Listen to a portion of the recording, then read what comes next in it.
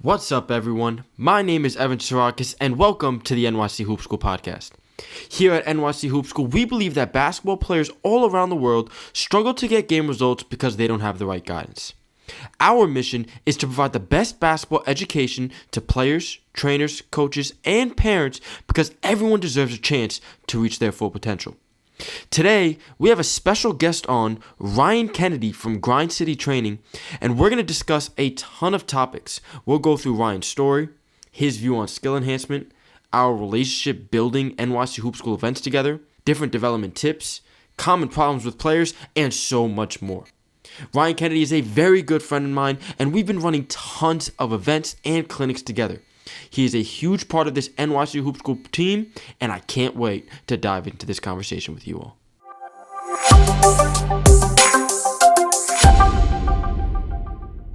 What's going on, Ryan? What's up, Ev? How we doing, man? Dude, Happy to be here. I'm looking forward to this conversation, bro. It's been way too long of a time coming. Yep. For those of you guys that don't know, we constantly are running clinics together, running events together. Ryan has his own training company called GrindCityTraining. And what we do with NYC Hoop School is we collaborate with brands, and all of us trainers together run clinics, we run events. Ryan is a terrific trainer, and you've also recently been diving into the skill enhancement side, correct? I like teaching the skills, man. What is your perspective on skill enhancement, and how do you find value in the game of basketball with that? Skills equals freedom. All right, skills gives you confidence on the court. Like when you're facing pressure and you got a good defender in your grill, like you're either confident handling that ball or you're looking to get rid of it right away.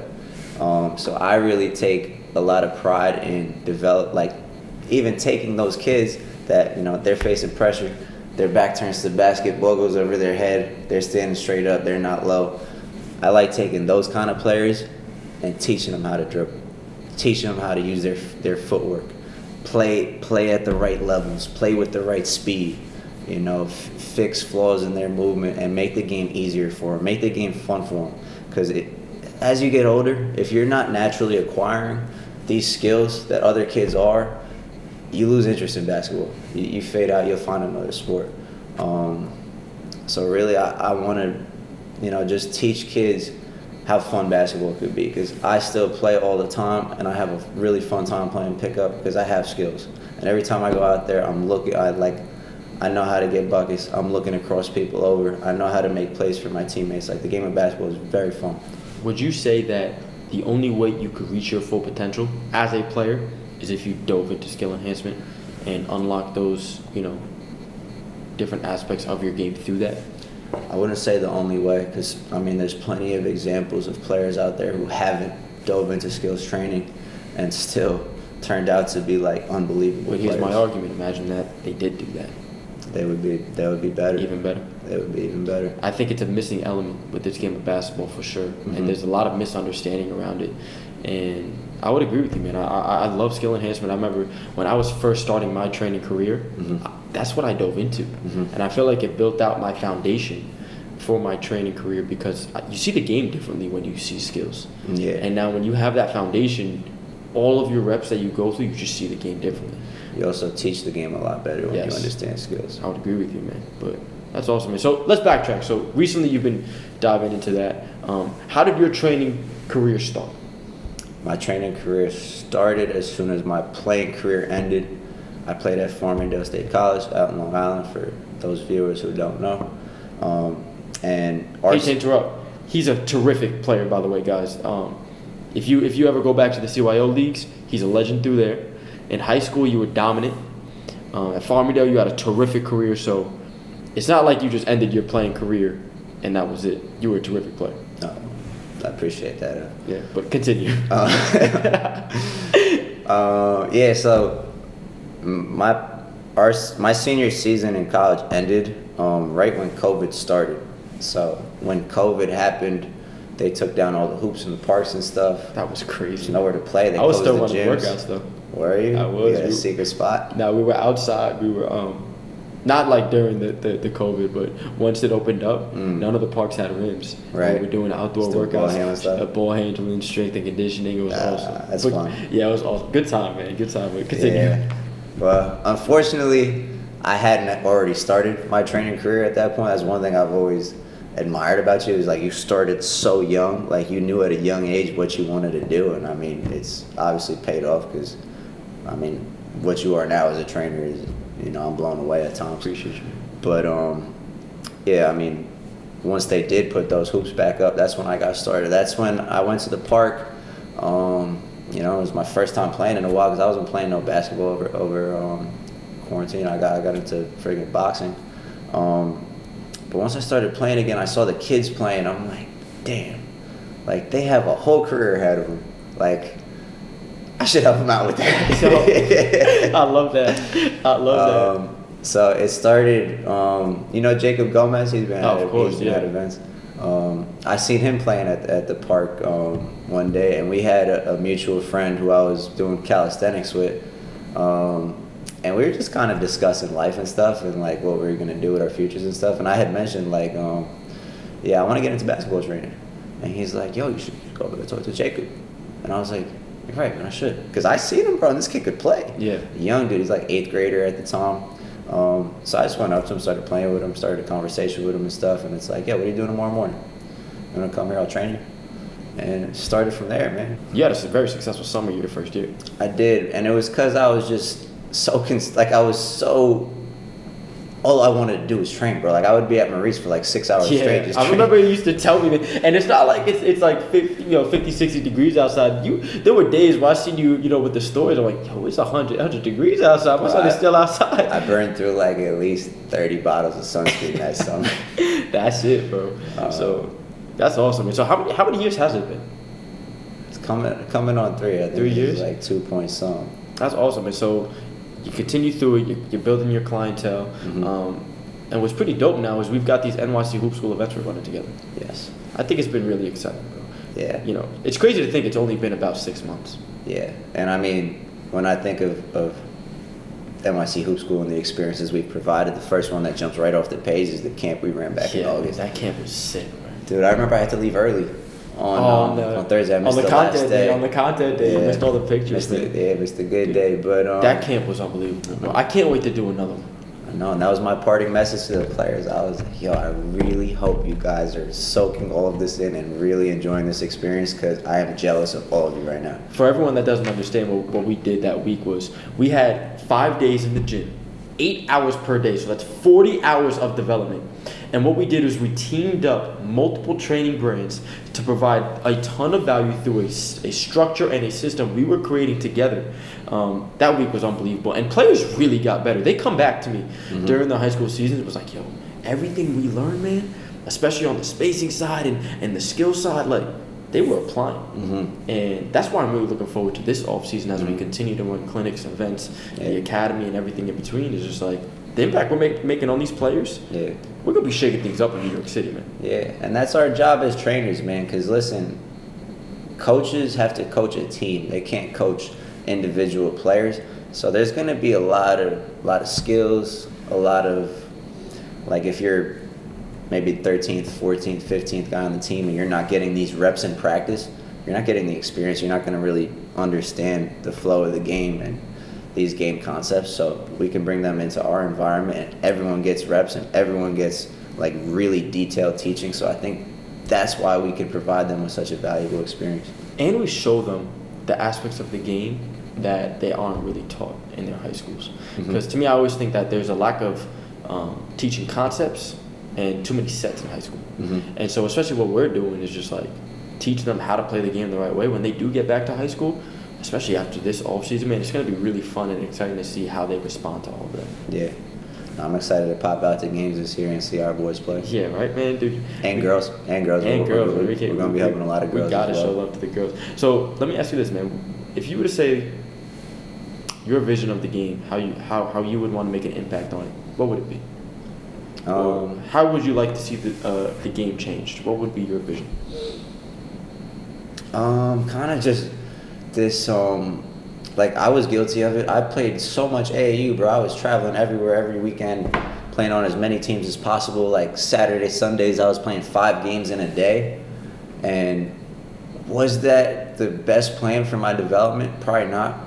I think there was a lot of time I could have been in the gym training, developing skills. getting more quality reps against great competition in my local area, not having to travel 3 hours to go find it somewhere else. I think we need to kind of get away from that AAU mindset. Not saying AAU is bad, but I'm just saying, like, we don't have to be playing 6 games in a day. You know what I'm saying? Like, these kids are so focused on that what are they doing Monday through Friday to even prepare for these AAU tournaments? Like, are they in the gym training?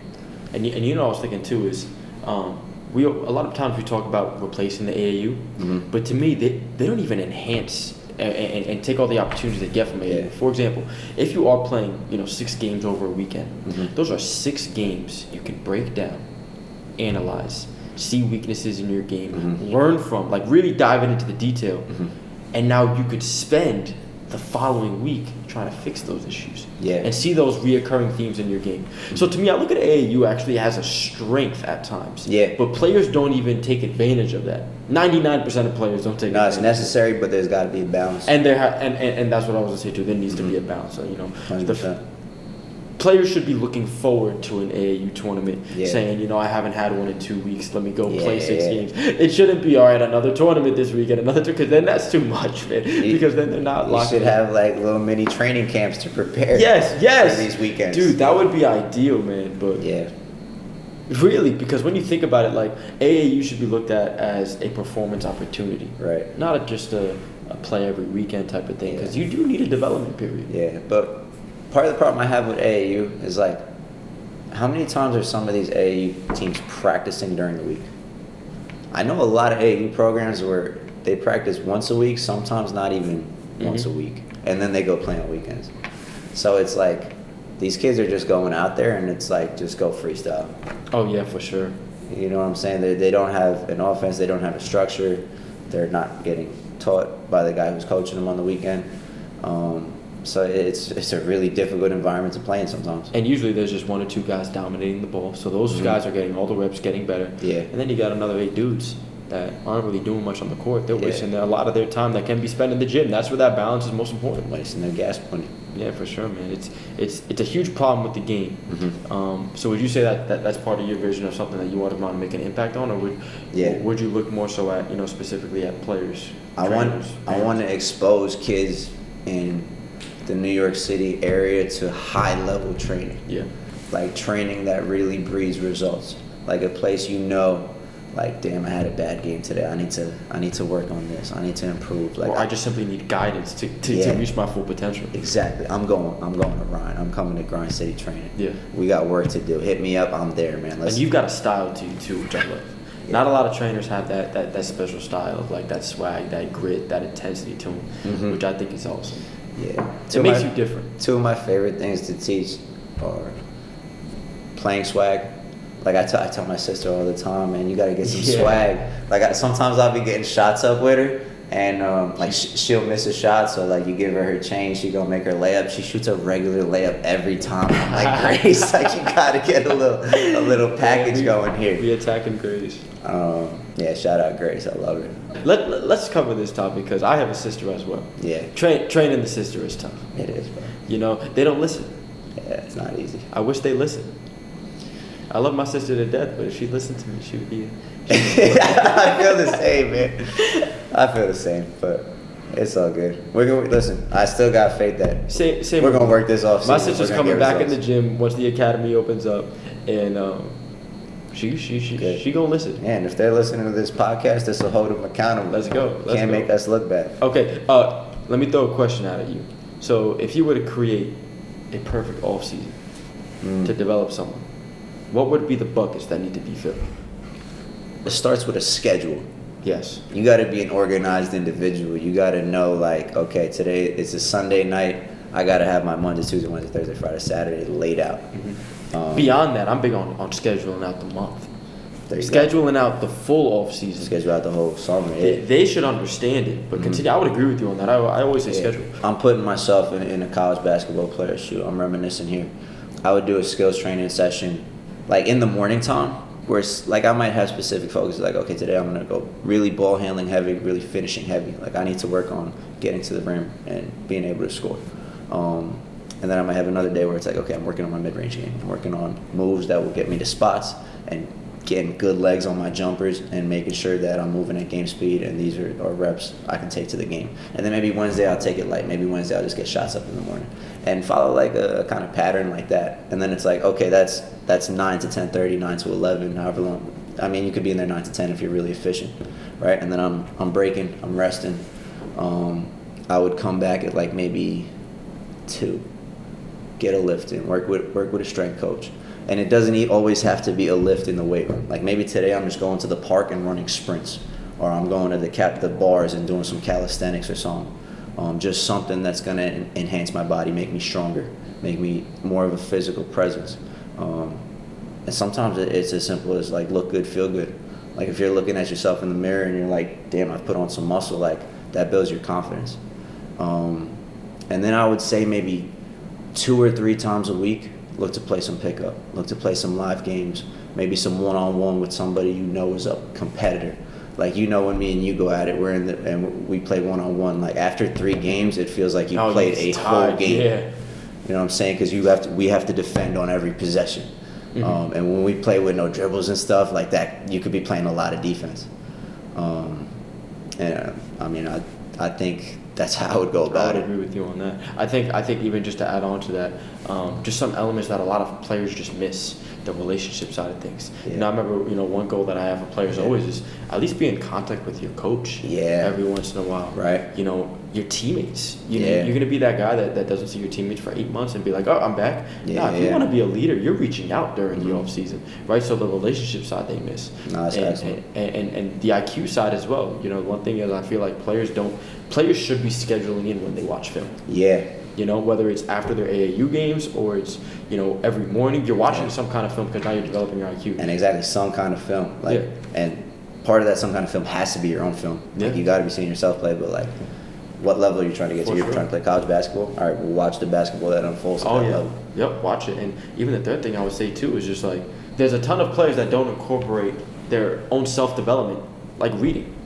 Yeah. I think too it's huge. Like we talk about missing elements on the IQ side, the relationship side. They're missing the self-improvement side. The human element. The human element, right? Because the more of a personality you have and everything in between, the more you understand how to be a leader. That comes back to the court, and you develop your mindset. Missing elements that I think players forget. If they could add that to the schedule, we just talked about a perfect offseason. And that builds real life confidence. That becomes real game confidence. And it translates. On the court. Absolutely, sure, man. For sure. I would agree with you on that.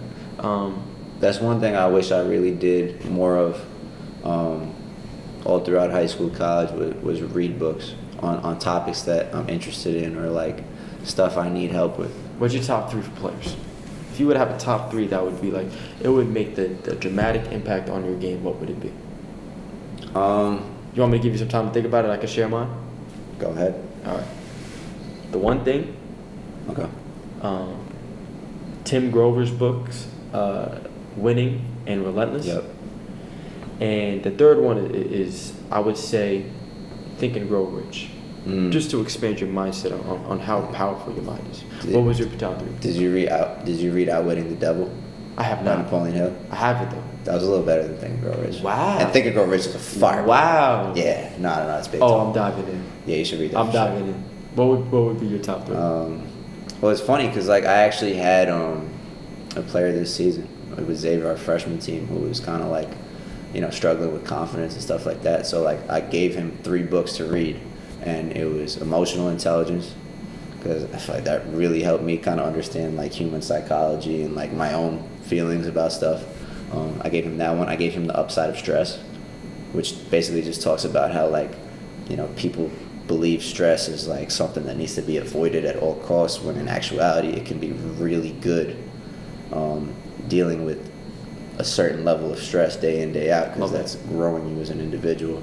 And then The Inner Game of Tennis. That's a good one. Was the third book. That's a good one. Because that's an excellent sports psychology book. Kind of talks about the 2 different minds that are like back and forth with each other in the game. And once you can identify it, you can avoid it. Absolutely. Yeah, understanding flow state is huge. Yeah. And you were talking about I was that to the guys yesterday at the event because they were on their freaking I got phones. pissed off, man. How you gonna come on your phone? I was pissed off with you, bro. Yeah, man. These players don't understand. There's so many things that players just do not understand. But we're gonna help them understand it, bro. That's the beauty of it. Let's do this. Let's go one for one of things that piss you off about a player that they just simply don't understand. Okay. I'm gonna start with this because this is my pet peeve at every clinic, every event. No players are leaders. They don't understand how to lead. Right. They don't understand how to bring energy. They don't know how they could set the tone in a workout. Right. You ever had that one? You were probably that one guy in practice that sets the tone. Leadership. I'm gonna walk in. I'm gonna dominate. Right. I'm here. Right. That's uncommon. I wasn't though. You know what I'm saying? I wasn't a vocal guy. You wish you were? Absolutely. Game changer. I always played hard. But I think part of that just stemmed from lack of confidence. Yeah, agreed. Right? And that's where the reading helped me so much because now I play pickup in men's leagues. As a trainer when I'm teaching, like I'm loud, like passionate. You have a presence on the court. Absolutely. And no matter what team you're on too, you have value when you're a leader. Yeah, whether you're the guy on the end of the bench or the team's best player, you have a role in helping make that team better. Agreed. All right, so mine's a lack of leadership. Don't want. Okay. Going game speed, that's like huge. Something like they don't understand that like there is a difference between going 50% speed when you're training, you're repping out skills, and going 100% intensity, but also understanding when you need to change speed. Like we were getting into the transition stuff where they were skipping into a drop, getting into their 2-dribble 4-step at the free throw line. Like, do you know how to kind of slow down before that skip and then explode out of your drop? 2 quick dribbles, get to your spot, lower that shoulder, lower the hips, like really get by someone inside shoulder to outside. And get comfortable playing at that speed. Yeah. To me, even just to add mine now, is just their lack of attention to detail. Yeah. Right? Because if you have that attention to detail, you're going to value how fast you're going. Right? Yeah, maybe early on you want to slow down and get that footwork down and make sure that 2-dribble 4-step is good.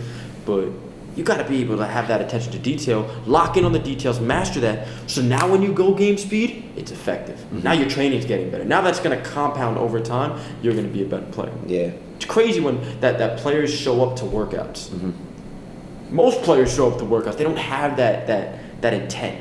Mm-hmm. What are they doing? You ask them after an event, what was the theme for today? Spacing. Nah, man, you gotta know what you were working on. You gotta have communication with the players. Yeah, that was not a trick question. That was not a trick question. You got another one? Yeah, I would say energy, man. Yeah. I feel like, and that kind of connects to the intent. Like, you gotta know, like, okay, I'm showing up to a workout. Like, whatever is going on in the rest of my life, I gotta leave that there. Like, I am locked in right now because I love basketball. I want to be the best basketball player that I can be. I need to be fully present in this moment. I have real trainers here trying to teach me basketball. Like, I'm listening to these guys. And that's rare. And you know what's even more rare too? They have that energy, they have that intent. They gotta get organized through that. Yeah. How can a player be like, yo, I want to play Division I basketball. I want to be a scholarship basketball player, which by the way is worth $250,000. I'm gonna be a scholarship basketball player, but I'm not gonna have a plan.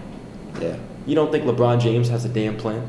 You don't think these NBA dudes have a plan, what they're doing every day, every week, every month, their whole offseason? These players aren't even organized. He's got multiple plans, bro. Yeah, they got goals, but no plan to achieve them. Yeah. That's smart, right? These players don't get it. Yeah. They don't get it. We'll help them get there, though. Yeah, and I got to tell you, what we're building, man, is we are helping those players get there. Mm-hmm. We're really, like, I feel like especially as our vision is unfolding, like, the value we're providing these kids. Yeah. We're not only giving them the tools to get better, but the mentorship aspect of it, I think is so valuable, especially us as a team, collaboratively. And what it is, too, is, like, we're helping these players get better.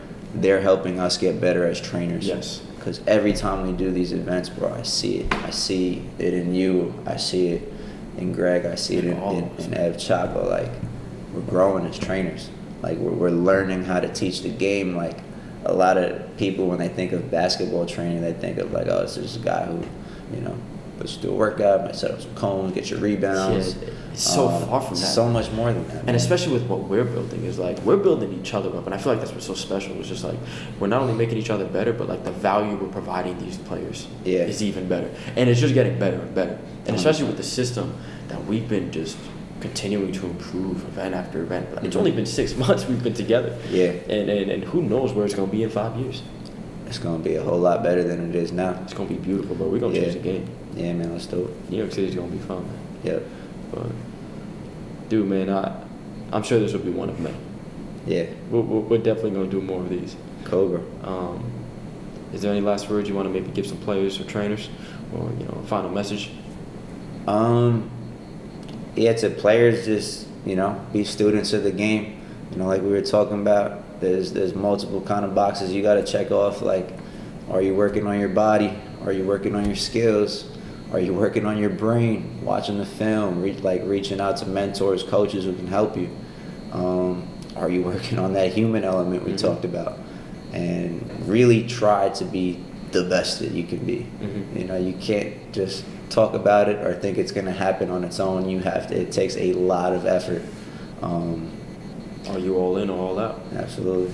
That's my message to players. And then my message to coaches and trainers is, we have a very important job to do. And continue to be students of the game as well. Like, I see a lot of trainers who think they can be great trainers because they were great players and they had great playing careers, but they put no time into actually improving their training game, like learning from other trainers, talking to coaches and stuff, and they're not that good at training. And I always say too is like we have a powerful job in saying a player's dream is in your hands. Yeah, we gotta value that as an industry, and our continued improvement is gonna help those players reach their full potential and their goals. Yeah, which is beautiful, right? But we all gotta be in on that. Yeah, man. I'm always my mission is to push the game forward, and just continue to spread positivity, continue to give kids this love for the game, the same one that I have, and just keep growing the game, man, like we've been talking about. I'm looking forward to building with you, bro. Yeah, man. It's gonna be a lot of fun.